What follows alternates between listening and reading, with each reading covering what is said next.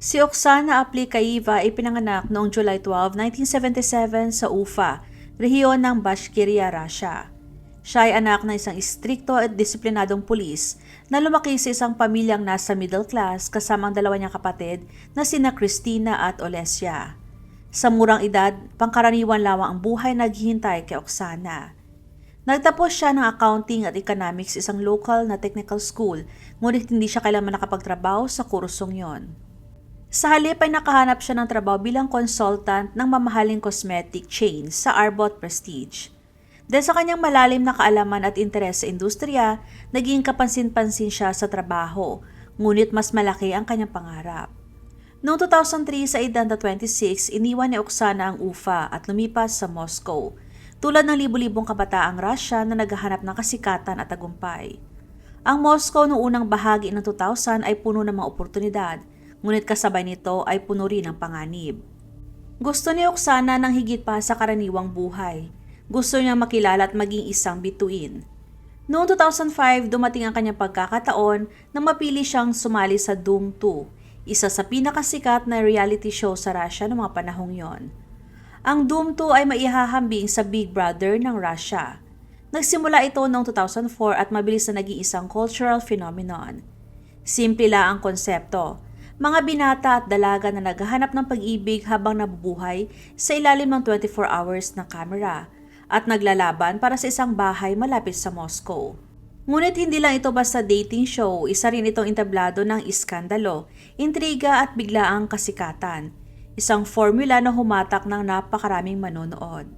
Sumali si Oksana sa palabas noong March 18, 2005 sa edad na 28 at agad siya napansin dahil sa kanyang kagandahan at kakaibang personalidad. Inilarawan siya ni Stas Korimov na isa ring kalahok sa Doom 2 bilang mabait at tapat, ngunit may pagka-inosente. Ayon sa kanya, matalas si Oksana sa ilang bagay ngunit mabagal umunawa sa iba. Hindi rin niya palagi natutukoy kung biro lang ba ang isang sitwasyon o seryoso na. Ibinahagi naman ni Elena Vodonaeva, isa pang kalahok na madalas gawing katatawanan si Oksana, lalo na ng mga lalaki sa palabas. Ayon kay Elena, hinahayaan lang ni Oksana na pagtawanan siya. Posible raw na nagugustuhan niya ang atensyon, ngunit ipinakita rin ito ang kanyang kahinaan at pagiging madaling masaktan. Nanatili si Oksana sa Doom 2 ng 75 days at umalis noong June 2, 2005. May dalawang bersyon kung bakit siya umalis. Ang una, ayon kay Olga Buzova, isang malapit niyang kaibigan sa palabas, pinaalis daw siya ng mga producer dahil masyado siyang boring. Hindi nagdulot si Oksana ng mga iskandalo, hindi naninigarilyo o umiinom ng alak, at hindi rin nakikisawsaw sa chismis, na para sa isang reality show ay parang hatol sa pag-abigo. Ang ikalawang version naman ay kusang umalis si Oksana matapos makatanggap ng alok para pasukin ang mundo ng modeling. Ano man ang tunay na dahilan, isang bagay lang malinaw. Ibinigay ng Dome 2 kay Oksana ang pinakagusto niya, ang kasikatan. Pagkatapos niyang umalis sa palabas, ginamit ni Oksana ang kanyang kasikatan upang makapasok sa show business. Nagtrabaho siya bilang modelo sa Expo Style Agency. Naging project manager sa Animal Style magazine at sumali sa Miss Maxim 2008 kung saan ay napasama siya sa top 100 sa pinakamagagandang babae sa Russia. Nagkaroon din siya ng maliliit na papel sa mga serye tulad ng Detectives at Matchmaker, pati na rin sa club at blah blah show. Madalas ding makita si Oksana nakasama ang mga kilalang personalidad na lalo pang nagpalakas ng kanyang imahe bilang isang socialite.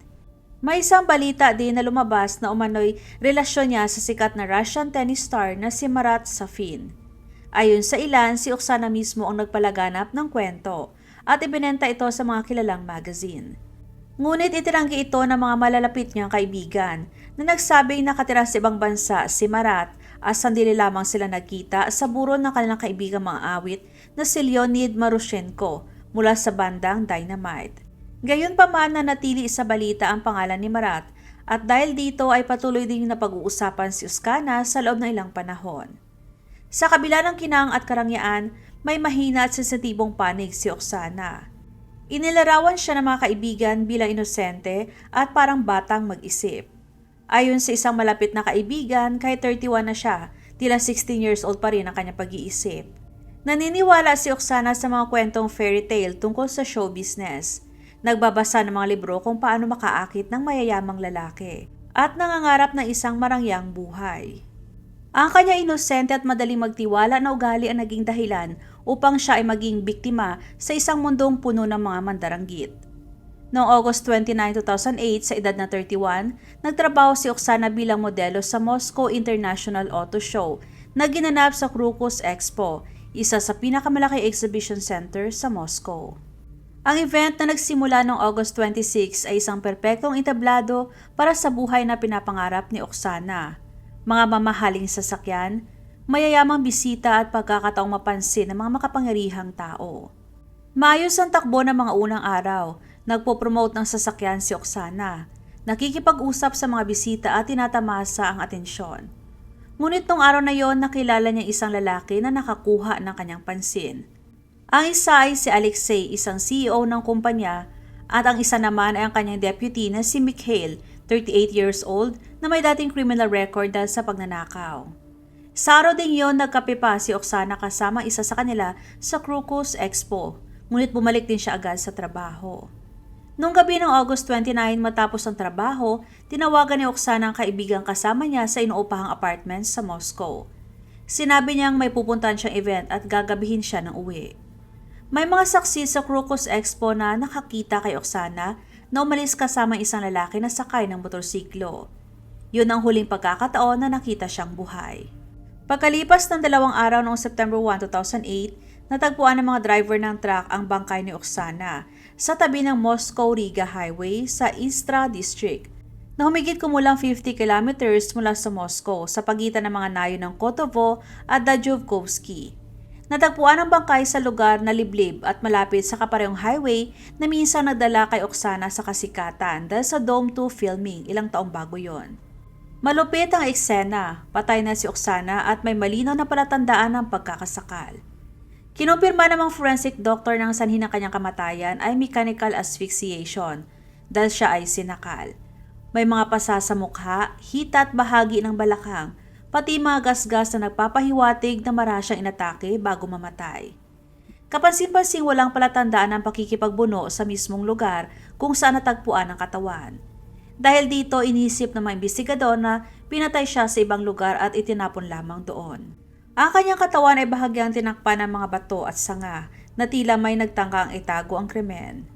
Nawala ang kanyang alahas, cellphone at mga personal na gamit. Dahil wala siyang dalang ID, hindi agad nakilala ang bangkay at umabot pa sa 1 linggo bago ito makilala. Noong September 8, 2008 lamang, kinumpirma ng mga pulis na ang biktima ay si Oksana na dating star ng Dome 2. Nagulat ang buong bansa sa balita at nagdulot ito ng malaking gulo. Ngunit ano nga bang nangyari mula nung umalis si Oksana sa Crocus Expo hanggang sa kanyang pagkamatay?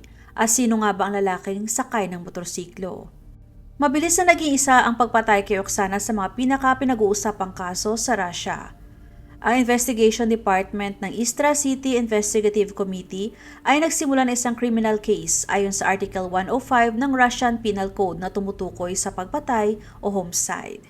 Mula sa simula naharap ang investigasyon sa malalaking hamon. Sa mga unang araw bago pa matagpuan at makilala ang katawan ni Oksana, ang focus ng pagsisiyasat ay ang pagbuo ng mga huling sandali ng kanyang buhay. Inireport ng kanyang kasamahang babae sa apartment na si Olga ang pagkawala ni Oksana sa mga pulis ilang araw matapos itong hindi umuwi. Bumiyahe naman ang kapatid ni Oksana na si Olesya mula sa Ufa papuntang Moscow upang tumulong sa paghahanap. Nag-interview ng mga staff sa Crocus Expo at naghabol ng mga lead. Sinabi ni Olesya sa mga mamamahayag na mahinala ang mga pulis na maaring nahawakan si Oksana ng mga makapangyarihang tao bilang bihag. Ngunit mabilis naman itong isinantabi bilang teorya. Ang unang hinala ay may kinalaman si isang serial killer. Kumalat ang mga chismis sa mga internet forum at may mga anonymous tips na nagsasabing may iba pang mga modelo sa auto show na nawawala. May ilang pinanggagalingan na nagsabi na umabot pa sa 8 ang bilang ng mga nawawalang babae. Natakot din ang mga manggagawa ng Crocus Expo, lalo na dahil sa mga bulong-bulungan na may mga bangkay na natatagpuan sa mga kalapit na highway. Pati ang mga cast ng Dome 2 ay natakot dahil naniniwala silang may isang manyak na malaya sa paligid. Ngunit matapos ang investigasyon, nilinaw ng mga pulis na walang record ng ibang nawawalang babae at ang kwento ay tila gawa-gawa lamang na hype para lamang makakuha ng pansin. Isa pang teorya ang lumabas mula sa mga mensahe sa Oksana's page. Isang anonymous na user ang inakusahan si Oksana ng pagkakahawa sa kanya ng STD. Tinawag siyang prostitute at nagbanta ng paghihiganti. Matapos matagpuan ang bangkay ni Oksana, natanggal ang profile ng user na yon at hindi na natukoy ang kanyang pagkakakilanlan. Tinanggihan ng mga investigador ang lead na yon dahil inisip nila na isa lang itong taong may galit o hater na sinusubukang samantalahin ang sitwasyon. Ang focus ng investigasyon ay lumipas sa mga taong nakasalamuhan ni Oksana nung araw ng kanyang pagkawala. Ang unang suspect ay si Mikhail, 38 years old mula sa Nakabino, na may record ng pagnanakaw tulad ng nabanggit ko kanina. Mayroon siyang motorsiklo at isa siya sa mga huling nakausap ni Oksana. Inamin niya nagkita sila noong August 29 na siya ring araw ng kanyang kaarawan. Sinabi niya na nag-dinner sila sa isang restaurant sa Crocus City, ngunit iniwan niya si Oksana doon at iniwanan ng pera pang taxi dahil kailangan niya dumalo sa isang party ng pamilya. Napatunayan ang kanyang alibay ng mga bisita sa party kaya siya ay nawala sa listahan ng mga suspect. Ang isa pang suspect ay si Alexei, ang CEO ng kumpanya kung saan nagtatrabaho si Mikhail. Nakita rin ni Alexei si Oksana sa expo, ngunit napatunayan na wala siya sa Moscow noong araw ng krimen. Kaya siya rin ay naalis sa listahan ng mga pinaghihinalaan. Sinuri ng mga investigador ang mga huling tawag ni Oksana sa telepono. Pagkatapos niyang umalis kay Mikhail, nakapagpadala siya ng ilang tawag at huli ay sa isang kaibigan na nagsabing pupunta siya sa isang event. Isang mahalagang tuklas ang nakuha ng inusisa ng mga pulis ang apartment ni Oksana. Nakakita sila ng mga notebook, diary at mga encrypted hard drive. Ipinakita ng kanyang mga tala ang isang madilim na bahagi ng kanyang buhay. Sa isa sa kanyang mga notebook ay may nakasulat na mga salitang Roblevka, oligarch, kaarawan at 18 na mga babae. Ang Roblevka ay isang elite suburb sa Moscow na kilala sa mga mansyon ng mga oligarko at sikat na tao. Mayroon din siya mga notebook na naglalaman ng mga pangalan ng mga babae, mga petsa ng party at mga compromising details tungkol sa mga mayayaman at sikat na kliyente. Nakita rin ng mga investigador ang mga video camera at kagamitan na nagmumungkahi ng apartment ni Oksana ay ginagamit niya bilang isang studio para sa pagkuha ng mga adult content. Ang encrypted hard drive ay posibleng naglalaman naman ng mga impormasyon sa pera at kontak ng isang criminal network, ngunit hindi kailanman nabuksan o na-crack ang mga ito. Ang isang teorya na lumabas ay kaya pinatay si Oksana dahil masyado na siyang maraming alam ng mga krimen at sikreto ng mga makapangyarihang tao at malamang ito naging dahilan ng kanyang kapalaran. Kabilang sa mga posibleng suspect ang mga oligarko, mga bituin sa showbiz at mga miyembro ng organisadong krimen. Ang pagiging palabiro at walang ingat ni Oksana ay maaaring nagbukas ng mga sikreto sa maling tao o baka naman sinubukan niya mag-extract ng pera kapalit ng kanyang katahimikan. Sa alinmang paraan, humarap ang investigasyon sa malaking hadlang. Maraming saksing tumangging magsalita dahil sa takot sa paghihiganti. 3 buwan matapos ang pagpatay noong November 2008, isinara ang kaso dahil sa kakulangan ng matibay na ebidensya. Inilibing si Oksana noong September 11, 2008 sa Ufa, ang kanyang bayan. Ang libing ay isang pribadong okasyon na dinaluhan ng humigit kumulang 40 katao kabilang ng pamilya at malalapit na kaibigan. Marami sa kanyang mga kasama sa reality show ang dumalo, ngunit maraming tinaguri ang kaibigan ang nanatiling tahimik tungkol sa kaso. Naglagay ang kanyang mga magulang ng monumento at malaking larawan ni Oksana sa kanyang libingan. Ngunit kahit sa kamatayan, hindi niya natagpuan ang kapayapaan. Dahil ilang buwan matapos ang libing, inatake ng mga vandal ang puntod ni Oksana. Sinunog nila ang isang wreath at binasag ang monumento.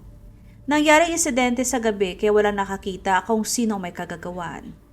May ilan na naniniwala na ito ay gawa ng mga lokal na tagahanga na naghahanap ng pansin. Ang iba naman ay nagsabing ito ay isang hate crime na may kaugnayan sa kanyang nakaraan sa reality show. Ngunit hindi lang iyon ang huling insulto sa alaala ni Oksana. May mas masahol pa na matutuklasan. Sa loob ng 10 taon na natiling malamig at hindi naresolba ang kaso, isang misteryong walang sagot. Noong February 2018, isang bagong teknolohiya sa DNA ang nagbunyag ng isang kakilakilabot na katotohanan. Sinuri ang katawan ni Oksana para sa karagdagang pagsusuri at lumabas sa resulta na may isang tao na ginahasa ang kanyang bangkay matapos niyang mamatay. Ang hindi inaasahang suspect ay si Alexander Alukayev, isang 37-year-old na forensic doctor na nagsagawa ng kanyang autopsy noong 2008. Inamin ni Alexander ang ginawa ngunit nakatanggap lamang siya ng maliit na parusa. Ang paglapastangan sa bangkay ay may pinakamataas na parusa na 3 buwan at ang statute of limitation o takdang panahon para usigin ang kaso ay lumipas na. Si Alexander ay nawalan lamang ng trabaho at ayon sa kanya, iniwan siya ng kanyang asawa matapos ang iskandalo. Ipinanganak si Alexander noong 1970 sa Temnikovo, Mordovia at inilarawan siya ng kanyang mga kasamahan bilang isang professional.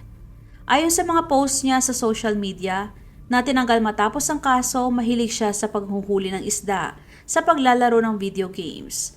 Ngunit bago pang iskandalo, may mga naunang problema na siya sa batas. Noong 2013, inakusahan siya ng pagtatanggap ng suhol, ngunit hindi umusad ang kaso. Sa kabila ng kakilakilabot na krimen, kinumpirma ng mga detective na walang koneksyon si Alexander sa pagpatay. Siya lamang ang nag-desecrate o lumabag sa bangkay pagkatapos ng kamatayan. Muling niyanig ang Russia sa bagong kabanatang ito ng trahedya ni Oksana, kaya naging malawak ang galit ng publiko. Kahit na lumabas ang katotohanan ito noong 2018, hindi pa rin natagpuan ang pumatay kay Oksana. Muling binuksan ng Department ng ISTRA ang kaso, ngunit wala pa ring bagong ebidensya. Habang nagpapatuloy ang investigasyon, lumitaw ang maraming teorya. Narito ang 4 na pangunahing teorya. Ang una ay paghihiganti dahil sa pananakot o blackmail. Ang pinakatinanggap na teorya ay pinatay si Oksana ng isang tao. Ipinapakita ng kanyang mga tala at video na mayroon siyang compromising information tungkol sa mga oligarko, celebrity at mga criminal personality. May ilang ulat din na posibleng nasaksihan niya ang isang iskandalosong pangyayari sa isang pribadong party na maaaring makasira sa reputasyon ng isang makapangyarihang tao. Bilang isang palabiro at walang ingat na tao, maaaring masyado ng marami ang sinasabi ni Oksana o kaya ay nagdemand siya ng pera kapalit ng kanyang katahimikan. Sa mundong kung saan mas mahalaga ang mga sekreto kaysa sa buhay ng tao, sapat na yon na dahilan para patayin ang isang tao. Ang pangalawang teorya ay crime of passion. Isa pang posibilidad ay pinatay si Oksana ng isang ex-lover. Pinag-isipan ito ng mga investigador, lalo na dahil sa mga banta na natatanggap niya sa social media. Ngunit ang pinakamalakas na lead ay nagmula sa kanyang mga romantic connections. Malawak ang kanyang kilala at may ilang kaibigan na naniniwala na maaaring pinatay siya ng isang silosong lalaki o ng isang lalaking tinanggihan niya. Gayunpaman, lahat ng mga suspect na na-interview ay may matibay na alibay. Ang pangatlong teorya ay organized crime involvement o pakikisangkot sa organisadong krimen. May mga ulat na posibleng nadawit si Oksana sa Russian Mafia. Kabilang sa kanyang mga kontak ay mga taong mula sa ilalim ng mundo. At maaaring ang escort business niya ay naglagay sa kanya sa radar ng mga delikadong tao. Baka may nakita siyang hindi dapat makita, isang pagpatay o isang corruption scheme. Kaya pinatahimik siya para protektahan ang mas malalaking interes. Ang pang-4 na teorya ay ang ritualistic murder. May ilang conspiracy theories na nagsasabing bahagi ang kamatayan ni Oksana ng isang ritual o madilim na laro sa pagitan ng mga elite. Ngunit walang konkretong ebidensya ng ideya ng isang sakripisyo upang protektahan ang madidilim na sekreto ay tumanggap ng malaking pansin sa mga online forum. Isang controversial na teorya ito, ngunit dahil sa konteksto ng kapangyarihan at korupsyon, hindi ito maaring lubusang isang tabi. Nakuha rin ang kaso ni Oksana ang atensyon ng publiko sa pop culture. Noong 2008, ang palabas na Let Them Talk ay naglaan ng isang episode para sa kanya na pinamagatang On the Side of Life. Sa parehong taon, ang mga kapatid ni Oksana na desperadong naghahanap ng sagot ay lumapit sa palabas na Battle of the Psychics. Nagbigay ang mga medium ng iba't ibang teorya. May ilan na nagsabing pinatay siya dahil sa utang, habang iba naman ay nagsabing aksidente lamang ito. Noong 2009, gumawa ang TNT ng dokumentaryo na pinamagataang Who Killed Oksana? Ngunit wala sa mga ito ang nagdala ng matibay na sagot. Ang pagpatay kay Oksana ay naging malungkot na simbolo ng madilim na bahagi ng show business sa Russia at paalala kung gaano ito kadelikado. Sa mundo ng impluwensya at kayamanan, maaring mabili ng pera ang iyong buhay. Iniwan ni Oksana ang ufa na may pangarap na maging sikat, ngunit naipit siya sa isang web ng mga lihim, korupsyon at karahasan. Halos 17 taon na ang lumipas. Naghihintay pa rin ang kanyang pamilya ng mga kasagutan at ang pumatay sa kanya ay nananatiling malaya. Ikaw, ano sa tingin mo? Sino ang pumatay kay Oksana? Isang makapangyariang kliyente ba? Isang tinanggihan na kasintahan o kaya ay isang taong konektado sa organized crime? Ibahagi ang inyong opinion sa comment section.